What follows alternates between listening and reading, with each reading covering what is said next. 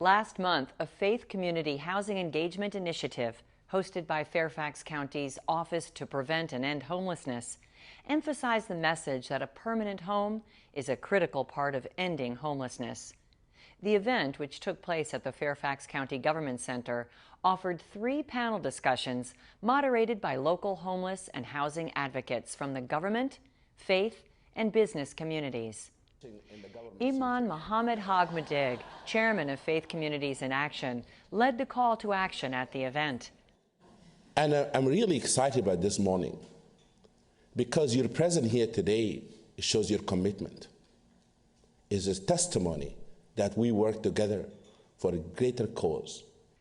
Sharon Bulova, chairman of the Board of Supervisors, and Hunter Mills supervisor Kathy Hudgens were also there to offer encouragement to organizations working to prevent and end homelessness. Across the spectrum of things that we deal with as far as challenges in the community, Faith Communities in Action is at the table, helping to make things happen. And so I'm glad to be here today where we have the faith community at the table with us as we are discussing the challenge of not just helping homeless people, but preventing people from becoming homeless. And one of the things that I can recall in coming to Fairfax and living in my community, that I had the great wealth of living under the leadership of Martha Panino. Martha Panino was the supervisor for a very long time in that area. And one thing that Martha Panino taught us well is that we were there to share our responsibilities as citizens for all of our community. And on this issue of homelessness, she set the example for us.